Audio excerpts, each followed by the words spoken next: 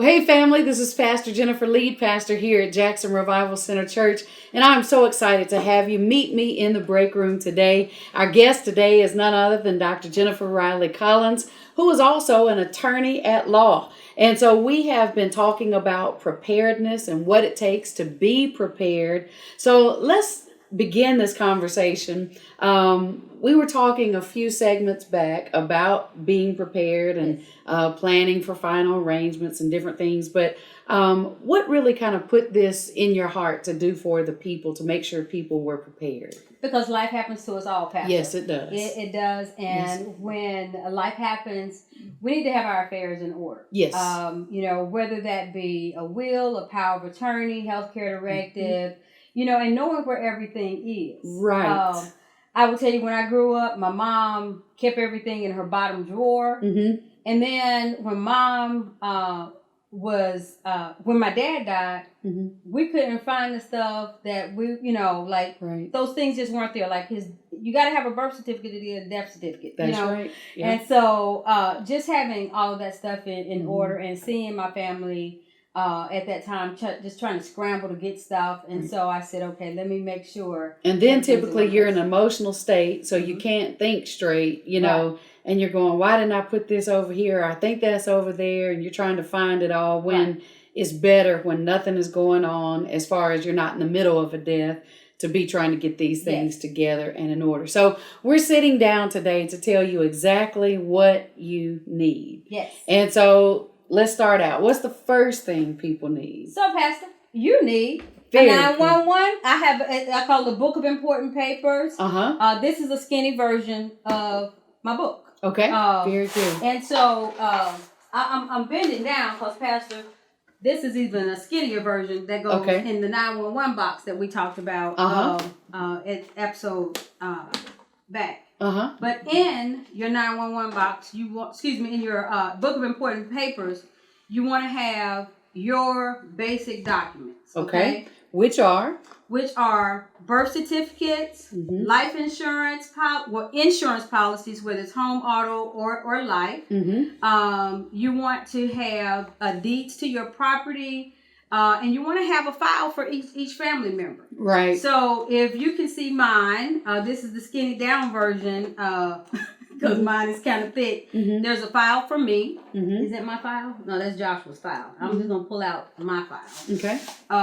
So in here, I have my passport. Okay. That's a letter from Alcorn when I was commencement. I just wanted to keep it. My birth certificate. My high school diploma.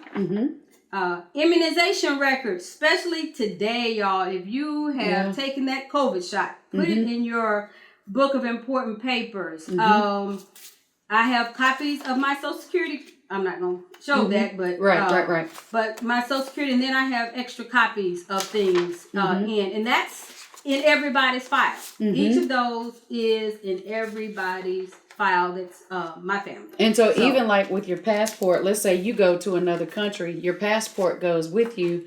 You want to leave a copy of that so that if anything happens, your family has that information on hand. Yes, ma'am. Okay. Yes, ma'am. And then let's talk about these papers. So, during Katrina, people's houses were literally washed off the foundation. Yes, ma'am. There have been floods that have come quickly. There have been fires that people have had. So where do people need to put these papers? Yes, so that if there's a flood, if there's a fire, tornado, a hurricane, these papers will not be ruined. So, like I said, I keep a copy of the critical papers in my 911 box. You should keep them in a safe deposit box, and then and your family know where that safe deposit box is. So yes, ma'am. And let me tell you about this file right here, Pastor. This says Book of Important Papers. It's basically the table of contents. Okay. In my Book of Important Papers, there's a letter there for my kids. But then there is a list of everything that they can find. And passwords to computers. Passwords to my phone. Bank account numbers. everything so that you're not trying to figure out, well, wow, we're trying to put this obituary together. Right. And, you know, people very rarely print pictures out anymore. Right. And so all her pictures are on her phone, and we know that that certain picture that we want to be in there, but don't nobody know how to get in my phone, right? Right. And my body at the at the mortuary, so it ain't like you can get my fingerprint. Right. So you know, and so you want to have those passwords made available. I encourage you to have a hard copy of this in a safe deposit box and a copy on the cloud in some sort of cloud storage. Right. Now, I do not recommend that you only do cloud, because what if you can't access the cloud? That's right. Right? That's right. But and I like to carry it in something that I can. This has a handle in case I need to grab and go. And everything that you need, that you'll need at the, you know, final hour is there. Right. The will is there.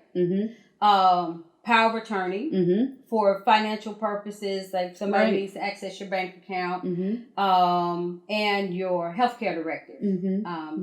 If you're in your, you know, last stages, you want to have given your family direction on what they're supposed to do and when they're supposed to before something happens. Right. People can have a heart attack, stroke, car accident, anything, you know, and you can't know that that's going to happen before it happens. No, you know, there are things that happen out of the ordinary every day. So it behooves us to go on and have these conversations and put this stuff in place while we're still of sound mind. And yes. I know one of the things you said too is, you know, like during Katrina, where people's homes were literally washed off the slab, or maybe you have a fire and, you know, the home is completely consumed in the fire. How do you prove this is where my house once was, you know, or if your house burns, how do you prove I owned this house before it burned? Yes. So those things are important. So in here also is a copy of the deed to the house, titles to your cars, because, you know, cars get stolen or washed away, or trees fall on them, things, you know, are blown away. Yeah. And so you want to have a title to your vehicle in there. You know, anything that can prove this is my property. If you can take pictures and download those pictures, even if you just put them on a jump drive of things that you want your insurance company to replace. Yeah. That big 60-inch TV, curved TV that you have. Take a picture of it. Put, you know, your furniture in your house. Just go around, do simple video, put it on a thumb drive, throw that thumb drive in here, so that when the insurance company says, well, let me have proof that you actually owned a 60-inch instead of a 15-inch. Right. You're right. Right. Then you say, well, here's a picture of all of my furniture, all of my assets, particularly those assets that have serial numbers on them. You know, take a picture of that serial number as well. Right. Very good. Very good. You know, the Bible lets us know if we're born, we shall surely die. Yes, ma'am. Naked came we into this world, and naked shall we go. The Lord giveth, the Lord taketh away. But blessed be the name of the Lord. Yes, we've got to care enough to prepare. Yes, ma'am. Because it is coming. And that's really one of the ways we do show that we care, is to prepare, have things organized and in place, because that makes the grief process less tedious for the people who are having to take care of our final arrangements. So we're talking about birth certificate, passport, immunization record, insurance papers, deeds, titles, last will and testament, power of attorney, healthcare directive, birth certificates, other legal documents if there's been a divorce, adoption papers if someone has been adopted. If you're in the military, a copy of DD 214. Any of your veterans papers, you'll see in there. There's a copy of my disability. You know, all those things that I would need if I'm still here, but I got to go and access that service. And so, you know, I've been in a situation before where I couldn't speak, and my son had to go with me to the hospital, and you know, And so having something that he could grab, to say, well, this is my mom, my military ID is always in my wallet. Don't carry your Social Security card in your wallet, by the way. Right. But my military ID is in my wallet, my driver's license is in there. But that's a service that's available to me, and so is my DD 214 in here, and my VA papers. And then what about teaching your children? If you have small children, teaching them what to do in the moment of a crisis. Yes. If who they should call, right? How to call them. Practice letting them dial that number. That's why they gotta have that. Because they do not know TT's number. Trust me. Right. Look, we barely know TT's number at this point. We're so used to just dialing the phone. Yes. Yeah. All right. So basically, how many copies of this 911 box of important papers should you have? So 3. Okay. Again, 1 in the safe deposit box, preferably with originals.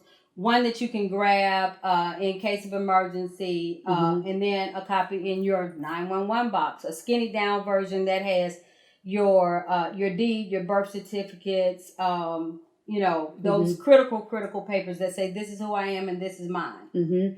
And so assemble the book, organize it, put it together, tell your family where it is because it does no good to have it if no one can find it or knows where to find it.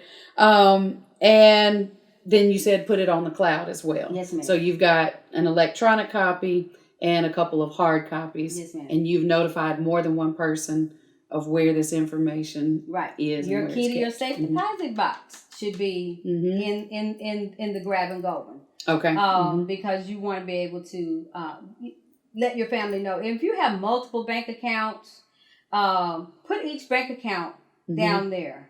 Because if you've kind of kept that away from your family for whatever reason, you don't want your assets sitting out there and, in 10 or whatever years it is, then they end up on the Treasury's report saying, unclaimed property. So, go ahead and just, and you don't have to let everybody in your family know, because people be in your house, being in your business. But you should let those family members that are going to handle your business know this is where everything is. Because there will come a time when maybe you can't speak or you're not here anymore, and they need to have that information. Right, and those passwords, because again, important information can be in a phone. Yes. But if you don't know how to get in that phone, it's lost, because the phone company can't get in there for you. All they can do is erase and restore it back to its original content. All right, well, very good. Well, care enough to prepare. That is the message. Care enough to prepare. And so anything else that you want to add? Pastor, when we were visiting earlier about the 911 box, I had it on the table, but I forgot to mention. Okay. Your prescriptions. So if you are on meds that you need on a daily basis, make sure you're grabbing your prescriptions. Absolutely. So when you get your Bible, your guns and your bullets, get your prescriptions as well. Absolutely. Because if you can't access those, if you have your prescriptions, you can at least go get them refilled or get an emergency supply. Yes, ma'am. Very good. All right. Listen, this is the time to get prepared. Get prepared for emergencies. Get prepared for end of life, because all of us will at some point depart from this one. Prayerfully, none of us anytime soon. But hey, it's better to have these things and not need them than to need them and not have them. So make sure that you've taken care of your business. To whom much is given, much is required. And part of being a good steward of the things that God has given you is making sure that you keep your business in order. So I pray that you guys have been blessed by the information that has been shared on today. I pray that you'll tag a friend, share this with somebody. And listen, if you're being blessed by these segments, meet us back next week, same time, same place. Until then, my sincere prayer is that God's absolute best will be yours in every area of your life. Thank you for being with us today. Of course. All right, y'all go make today a great day.